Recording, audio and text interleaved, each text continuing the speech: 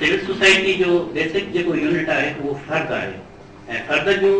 बुनियादी जिम्मेदारी आहिनि हिकु उनजी शख़्सी जिम्मेदारी है ॿी उनजी समाजी जिम्मेदारी है पर्सनल एंड सोशल रिस्पॉन्सिबिलिटीज़ आहिनि मां इहो चवंदुसि त हिकु त असां पंहिंजूं पर्सनल रिस्पॉन्सिबिलिटीज़ जेके असांजी औलाद आहे उन्हनि खे ऐं असांजूं जेके समाजी जिम्मेदारियूं आहिनि त असां तहरीक वठूं त तइलीम में असां कहिड़ो किरदारु अदा कयूं था इन लाइ जेकॾहिं असां सिंध जी तारीख़ खे खणंदासूं त सिंध जे अंदरि तमामु घणा मुखैर ऐं सख़्ती मर्द हुया मां उन्हनि खे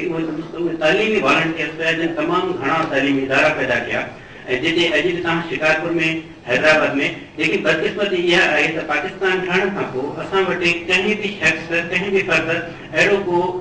तालीमी इदारो पैदा न कयो आहे जंहिंमें को माण्हू वञी मुफ़्त में तालीम वठे ऐं ॿियो उहो आहे त उहे वॉलंटियर्स अॼु मां कमु करणु चाहियां थो ॿियो को माण्हू कमु करणु त उन्हनि खे फिज़िकली असेसमेंट किथे आहे फिज़िकल असेसिबिलिटी किथे आहे किथे वञनि ऐं उहो तालीम लाइ छा कनि इन लाइ इहा गुज़ारिश कंदुसि त जेके बि सिंध जा माण्हू आहिनि उहे हिकिड़ा इदारा पैदा कनि सिंध में असां ही ॾिठो आहे त गवर्नमेंट स्कूल ऐं प्राइवेट स्कूल जो निसाब बराबर न आहे ही बराबर करणु खपे ऐं उन खां अलावा जेके बि असांजा टीचर्स भर्ती थियल आहिनि अगरि उनजो वाक़ई तव्हां टेस्ट वठंदो त मां सम्झां थो 95% जेके टीचर्स फेल थी वेंदा त हिननि टीचर्स जी जेकी आहे ट्रेनिंग कई वञे हिन में ही ॻाल्हि तव्हां करे ॾींदो त मां सम्झां थो निज़ाम बहितर थी वेंदी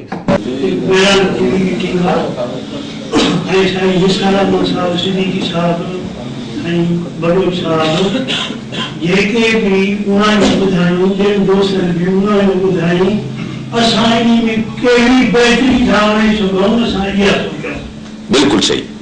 इन्हीं खां पोइ असां पंहिंजे घर रवाना थियूं ऐं पंहिंजे दोस्तनि में बि इहा जागृति कयूं त तूं छा करे सघे थो तूं छा अहिड़े क़िस्म जेकॾहिं असां इहा मुहिम हलाईंदासीं त उहा वधीक कारगर थींदी हे मुज़ाकरो इन जे लाइ असांजी एजुकेशन जो हिन वक़्तु जेको मर्कज़ आहे मुंहिंजा साईं उहो उस्ताद आहे जेकॾहिं उस्ताद कमज़ोर आहे त एजुकेशन थी नथी सघे बहितर उनमें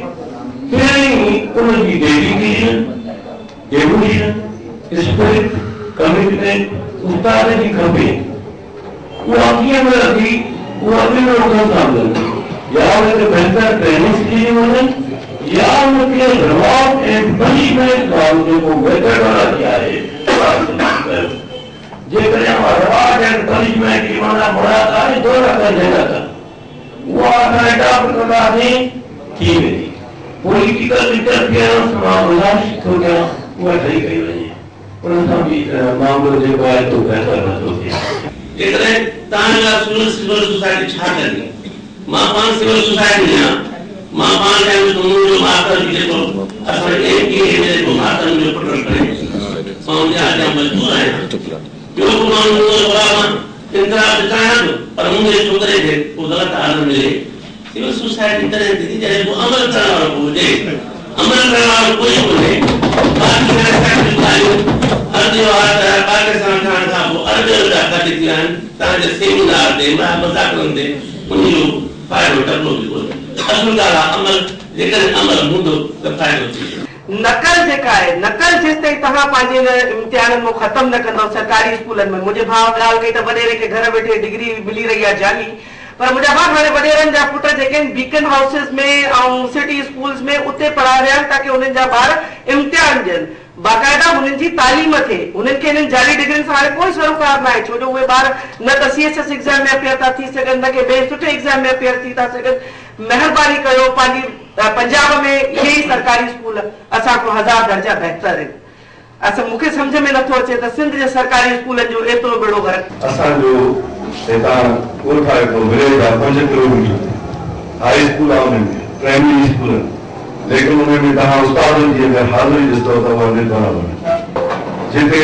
15 जो उस्ताद आहे त उते को माण्हू बि कान अचनि पिया अगरि कंहिं ऑफिसर ॾे या कंप्लेंट खणी था वञूं त पहिरियां पुछंदा कहिड़ी पार्टी सां तालुक आहे अगरि आहे कंहिं गवर्नमेंट वारी पार्टी सां उन्हनि खे रिस्पॉन्स मिले थो न त उन्हनि खे उनजी का बि ॻाल्हि कान थी